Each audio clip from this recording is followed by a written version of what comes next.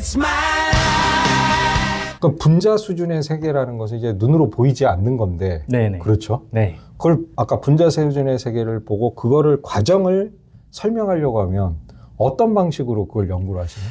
그래서 그 교수님이 말씀하시는 것처럼 이 분자가 눈에 보이지가 않습니다. 저희가 이제 머리카락도 사실 겨우 눈에 보이는 수준이잖아요. 그러니까는 그거의 10,000분의 1 정도 되는 작은 것들은 당연히 저희가 이제 눈에 보이지 않는다라고 생각을 하는 게 일반적이지만, 그럼에도 불구하고 우리가 그 분자가 존재한다는 것에 대해서 증거가 전혀 없는 건 아닙니다. 그래서 저희가 막 그냥 공상 소설을 써내가지고 이런저런 과정을 거치어서 이런 분자가 변화하겠지 이렇게 생각을 하는 것이 아니고요.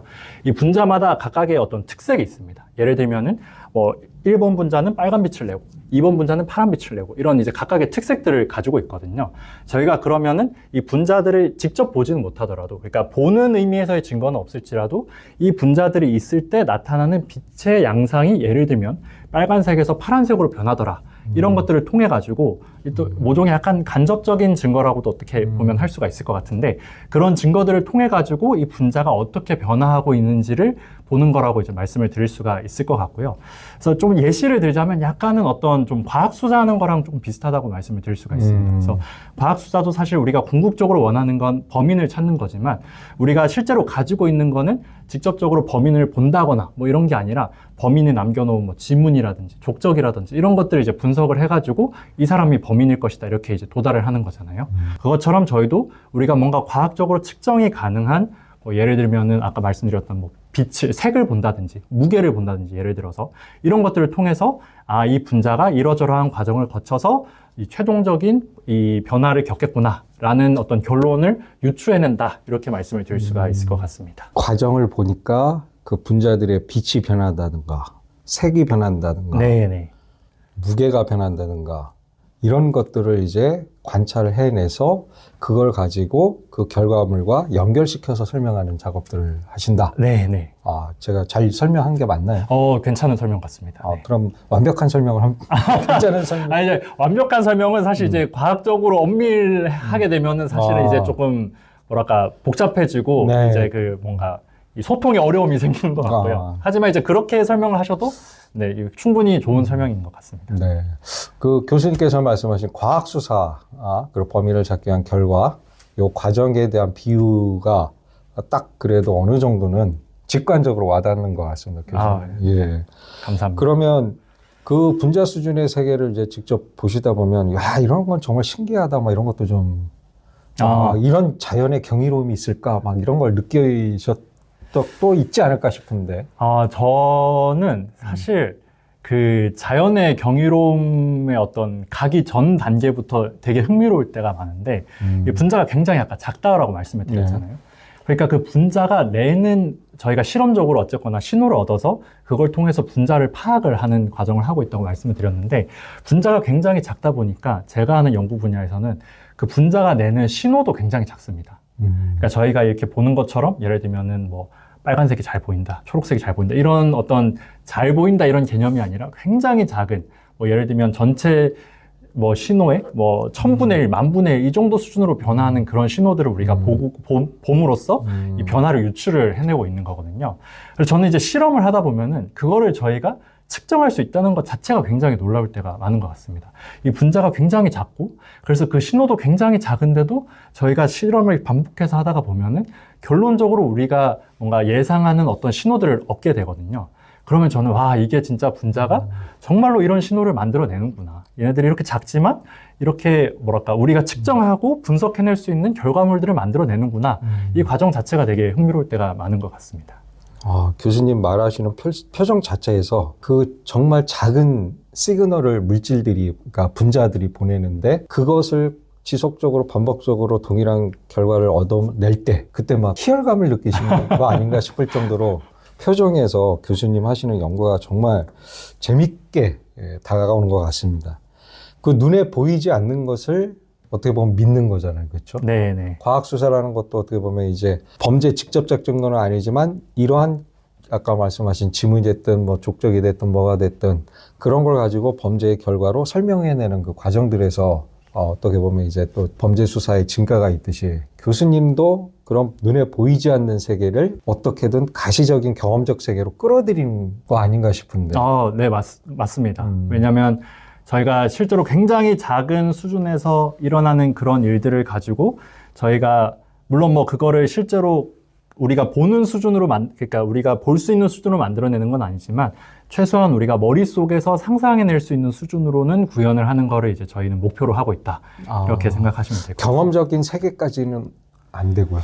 경험적인 세계로 사실 간다면 저희가 그렇게 가려면은 예를 들면은 어떤 시작물이 반응물로 완전히 변화해서 그 양이 충분히 많아져서 반응물을 우리가 분리해낼 수가 있고 그래서 걔네들을 뭔가 이렇게 이용할 수 있으면 저희가 경험적 세계까지 쉽게 이제 나아간다라고 말씀을 드릴 수가 있을 것 같지만, 저희가 하고 있는 거는 어떤 이 보이지 않는 세계에서 일어나는 일들을 머릿속으로 상상해서 이런 일들이 일어날 것이다 라고 이제 어떤 뭔가 경험적인 세계라기보다는 어떤 머릿속에서 상상할 수 있게 만드는 거에 좀 더 가깝다고 저는 생각을 합니다. 네. 그러니까 완벽한 경험적 세계는 아니라 하더라도 인과론적으로 설명될 수 있는 네. 선험적 세계라고 이제 네, 보통 네. 철학에서는 이제 경험 이전의 세계, 선험적 세계라고 하는데 그 선험적 세계에서 어떻게 보면 과학을 하시는 거네요. 되게 좀 어려운 표현을 말씀해 주신 것 같긴 한데, 네. 약간 맞는 것 같습니다. 왜냐하면 어쨌거나 저희가 분자를 경험할 수 있는 방법들은 있거든요. 아까 말씀드렸던 것처럼 뭐 색이 변한다든지 이런 것들을 통해서 우리가 경험할 수 있긴 하지만 사실 그런 경험들이 이 분자의 어떤 본질이나 이런 것들에 대해서 우리에게 경험을 시켜준다라고 말을 하긴 좀 어려울 것 같습니다. 대신에 어떤 의미에서는 이러한 성질을 설명할 수 있는 어떤 모형이나 어떤 아이디어 같은 것들을 저희가 만들어낼 수 있는 그런 기회를 제공해 줄 수 있는 것 같고요. 그런 의미에서는 약간 선험적인 면이 있지 않나 이렇게 말씀을 드릴 수가 있을 것 같습니다. 네. 완전한 뭐 철학적인 그런 선험적인 완전한 막 그러니까 공상 상상만은 아니라 하더라도 나름의 어떤 이제 그 어딘가에 있는 네. 완전한 경험적 세계는 아닌, 그렇죠? 물질적으로 이제 우리가 직접 보고 만져볼 수 있는 그 정도의 이전 단계에서 이제 그걸 설명하는, 우리 점점 이제 어려워지고 있는 것 같은데. 저도 좀 어려운 것 같습니다. 예, 다시 돌아와서. 예. 그럼 분자들이 이제 가지는 고유한 성질들이 다 있다는 거고, 그게 이제 각자만이 가진 성질이 있기 때문에 자기들이 이제 시그널을 보낸다는 거잖아요. 네, 맞습니다. 그렇죠? 네. 그럼 그 시그널을 이제 변하면 물성도 변하고 여러 가지 이제 변화적 이제 과정을 거치게 될 텐데, 네. 그렇죠? 맞나요? 맞습니다. 이제 어려지다 보니까 저도 질문하면서 좀 분자가 언제 어떻게 변하는지 그럼 추적하는 연구라고 보면 되는 건가요? 네, 맞습니다. 그럼 이제 교수님 하시는 연구 내용은 이제 어렴풋이 좀 알겠는데, 이제 그 연구는 연구 자체로서도 중요하지만 그게 또 실제 우리 생활에 네, 어떻게 적용되고 실제 과학기술적인 측면에 있어서 응용하는지 그게 또 궁금한데, 네. 어떤 분야에 적용이 되는지 한번 설명 부탁드리겠습니다. 사실 이제 제가 하고 있는 이런 물리화학 같은 학문들이 대체적으로는 약간은 좀 순수학문적인 좀 면이 있습니다. 그래서 뭔가 이렇게 실질적으로 응용을 하거나 실질적인 어떤 결과물을 만들어 내는 것도 당연히 중요하지만 저희는 좀 더 이 자연 자체를 이해하고 파악하는 거에 조금 더 초점을 맞추고 있기는 합니다. 물론 그렇지만 저희가 이제 순수학문이라고 해서 순수학문스러운 면이 있다고 해서 확실히 뭐 이제 소위 말하는 세상에 쓸모가 없다 이런 건 아닌 것 같고요. 예를 들면은 이제 제가 하고 있는 학문을 주로 관점에서 말씀을 드리면은 제가 하고 있는 거는 이제 주로 빛을 이용을 해서 반응을 보내는 그런 것들을 많이 하고 있습니다. 그래서 대표적인 그런 어떤 빛을 이용해서 보내는 반응들의 예시가 뭐 예를 들면은 우리 광합성이나 뭐 아니면 우리 태양전지 같은 걸 빛 에너지를 이용을 해서 전기를 얻는 이런 것들이 이제 모종의 어떤 그런 빛을 이용을 해서 보내는 반응들의 예시라고 볼 수가 있을 것 같고요.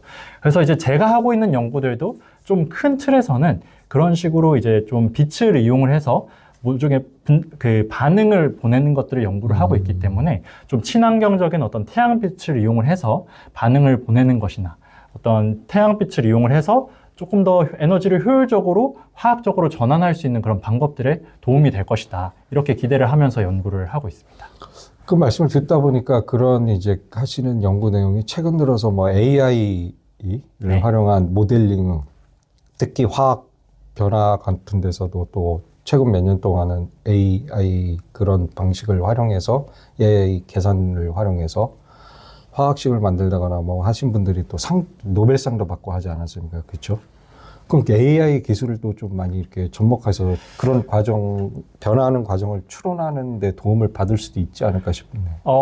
맞습니다. 교수님 말씀하신 게 굉장히 좋고요. 사실 요즘 이제 과학과 AI가 사실 떼놓을 수가 없는 단계가 되었거든요. 그래서 뭐 저희 분야를 포함을 해서 많은 어떤 화학 분야에서 AI의 도움을 많이 받으려고 하고 있고요.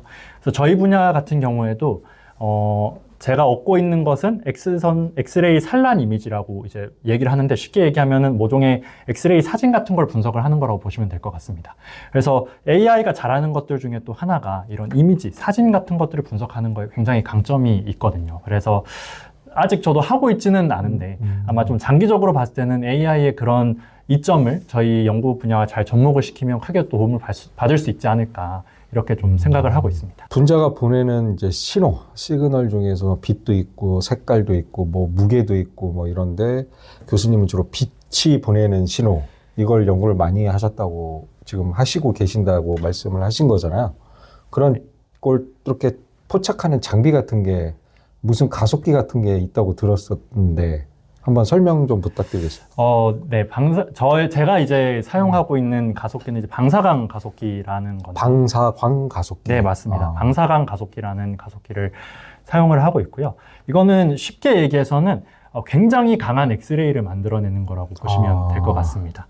그래서 저도 아까도 잠깐 말씀드렸지만 제가 이제 하고 있는 거는 이 분자에다가 엑스레이를 쪼이게 되면은 이 엑스레이의 이 진행 경로가 살짝씩 바뀌게 됩니다. 분자랑 상호작용을 통해 가지고요.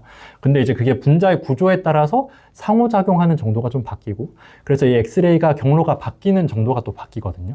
그래서 저희가 이 엑스레이가 경로가 바뀌는 거를 연구를 하면 분자의 구조에 대한 정보를 얻을 수가 있다.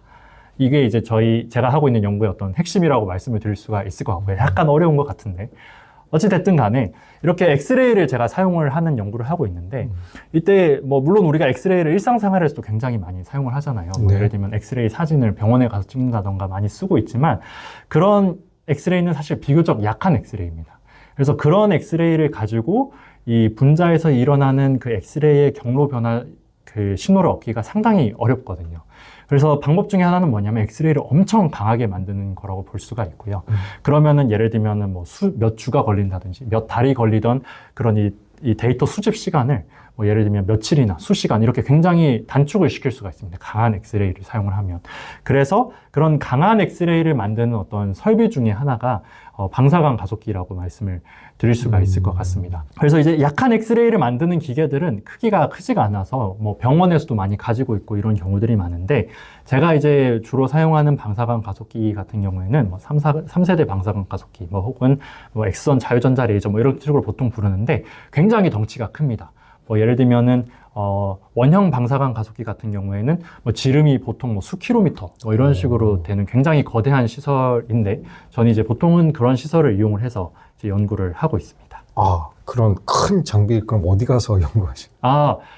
그런 장비는 사실 세계 곳곳에 있습니다. 그래서 한국에도 사실은 포항에 지금 있고요. 포항에요? 네, 포항에 있고 뭐 예를 들면 일본에도 꽤 있고 뭐 미국이나 이런 경우에도 굉장히 있어서 저는 그래서 뭐 포항도 사실은 많이 실험을 해왔고, 이 외에도 뭐 프랑스나 뭐 일본이나 미국이나 이런 다양한 곳에 있는 방사광 가속기를 이용을 해서 연구를 좀 하고 연구하려면 있습니다. 전 세계를 다 다니셔야 되겠네요. 맞습니다. 연구비 지원이 많이 필요하시겠네요. 맞습니다. 출장비만 해도 꽤 나오시겠어요. 그렇죠? 관계자가 보고 계실지는 모르겠지만 혹시 보고 계시다면 연구비 지원을 부탁드립니다. 그래요. 좋은 일이 생기지 않을까. 예. 그럼 아까 엑스레이를 강하게 이제 큰 에너지를 쏴서 그게 이제 엑스레이 경로 변화에 따라서 그 분자들이 어떻게 변하는지를 좀 설명해낸다. 네. 그런 거란 말씀인 거네요.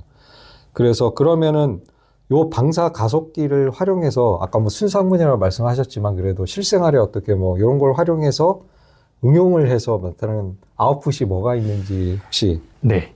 방사능 가속기는 사실 응용 범위가 굉장히 넓습니다. 그러니까 제가 하고 있는 이 분야 외에도 굉장히 많은 분야에서 많이 사용이 되고 있고요.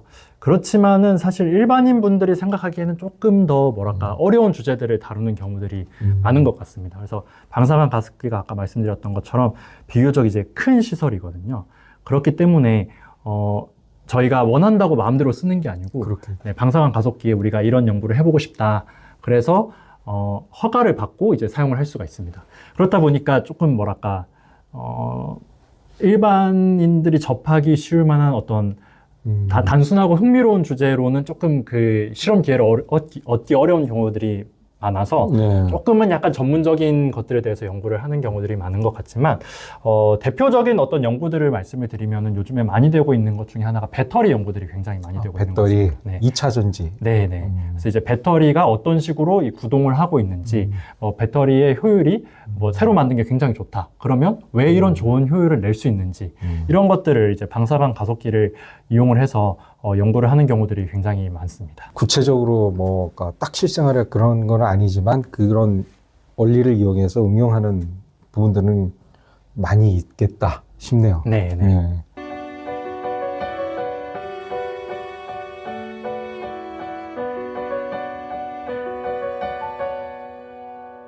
It's my